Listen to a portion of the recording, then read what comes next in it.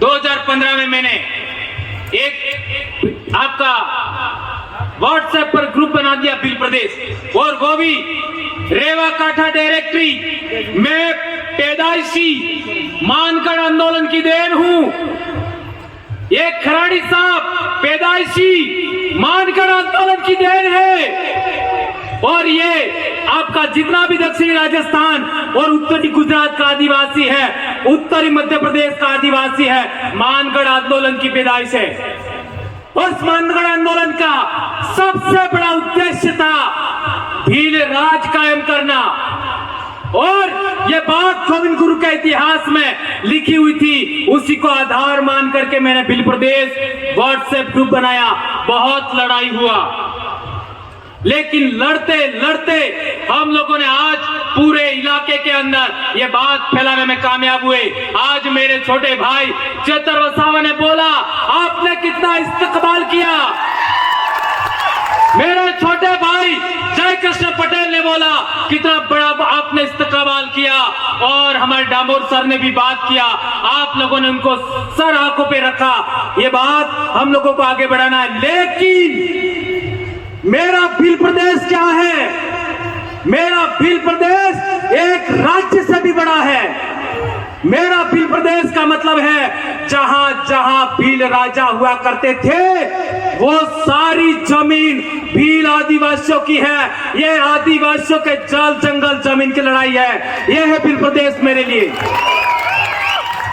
भील प्रदेश का मतलब जहां जहां हमारा बाप दादा राजा महाराजा थे, वो सारी जमीन हमारी है, चाहे वो आज की तारीख में कोई भी बैठा है। और एक बड़ी बात, हमारे लोग जो संसद में और विधानसभा में गए हैं, वे लोग जब हमारे समाज की एट्रोसिटी होती है, हमारे समाज का मर्डर हो जाता है, हमारे समाज के गांव उजाड़ दिए जाते हैं, हमारे समाज का पेशाब कर दिया जाता है मुंह पर, तब भी मुंह नहीं खोलते।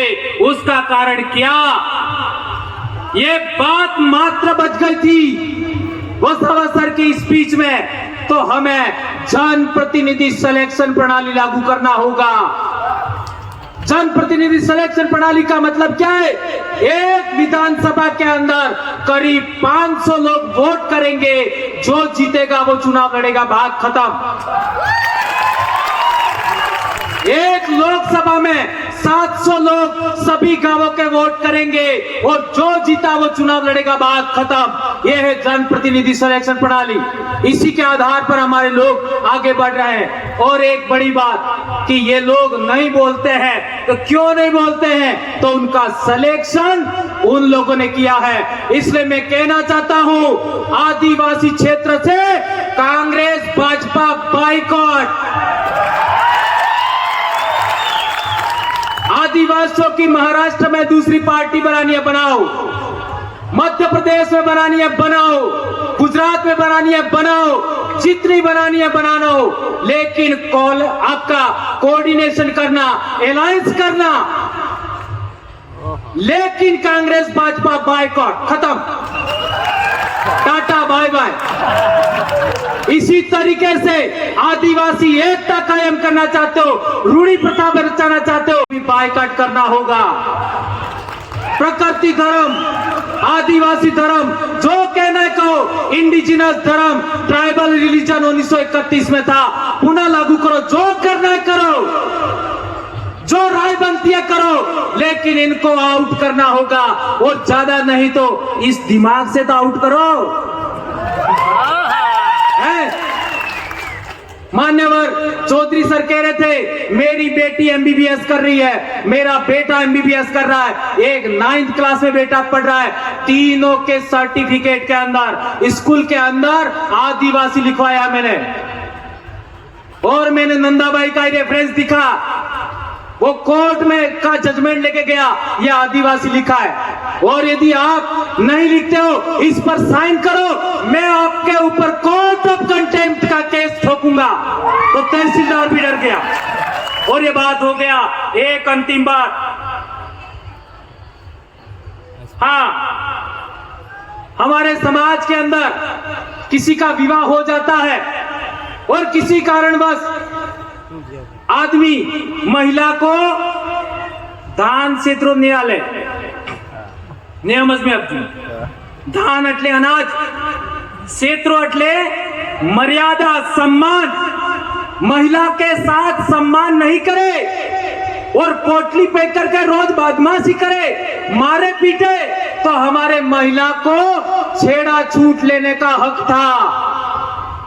एम आई राइट?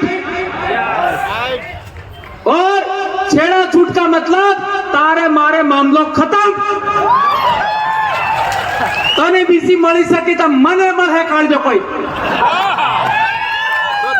ये बहुत बड़ी बात है दोस्तों। यह हमारी विवाह पद्धति, हमारी पूजा पद्धति, हमारी रूढ़ी प्रथा, कस्टमरी लॉ के लिए बहुत बड़ी बात है। एक और बात, जो टाइगर प्रोजेक्ट के नाम पर हमारी जमीन छीनी गई, अभी पालकर को लेकर के जो हुआ पिछली बार कालूराम दादा ने बोला था और अभी एक भाई ने भी, हमारे साथी ने बोला, पालकर में क्या क्या हुआ, स्टैच्यू ऑफ यूनिटी पर क्या क्या हुआ, आपका केवड़िया में आपका क्या क्या हुआ, हसदेव में क्या क्या हुआ, मणिपुर में क्या हुआ। हमारे लोगों को गुमान था हमारी राज्यपाल आदिवासी है, हमारे लोगों को गुमान था हमारी राष्ट्रपति आदिवासी है। क्या किया? सिफर। इसलिए मेरा विश्वास उठ गया है और मैं लंबे समय से कह रहा हूं, सरकार तेरी नौकरी लेना है तो ले ले, मैं कभी चुनाव नहीं लड़ूंगा, लेकिन तुम्हारा बंदोबस्त करके छोड़ूंगा, नहीं छोड़ूंगा। और आदरणीय वसावा सर को भी कहना चाहता हूं, मैं जिंदगी में कभी चुनाव नहीं लड़ूंगा, लेकिन नेता पैदा करके छोड़ूंगा। मैं मेरे बाप की औलाद हूं, मैं मेरी मां की औलाद हूं और बाप की अकेली औलाद हूं मैं। और 2011 से इस बीमारी से पीड़ित हूं, फिर भी नहीं डरा मैं। कितना क्या क्या हुआ मेरे साथ, खराड़ी साहब को पूछ सकते हैं आप लोग। एपीओ किया, निलंबित किया, क्या कर लोगे? लाखों भंवरलाल परमार पैदा हो गए। धन्यवाद दोस्तों, आप लोगों ने मुझे इतना बेरहमी से सुना और संचालक भाइयों ने, मेरी बहनों ने, मेरे भाइयों ने और इतना मुझे समय दिया। आपका दिल से जोहार करता हूं। और आज की मेरी स्पीच मेरे आइडल वारू सोनवणे और कालूराम धोदड़े को समर्पित है। जय जोहार, जय आदिवासी, जय बिल प्रदेश, जय भारत। आबुआ दिसुमरे, आबुआ राज, आपकी जय। धन्यवाद दादा, बहुत बहुत धन्यवाद। साथ में अभी 32वें आदिवासी सांस्कृतिक एकता महासम्मेलन जो पानखेड़ा की पावन भूमि में हो रहा है, उसके लिए जो संस्थापक आदरणीय विक्रम आचार्य जी पधारे हैं। आदरणीय विक्रम दादा का हम सम्मान, स्वागत, अभिनंदन करते हैं। आदरणीय विक्रम दादा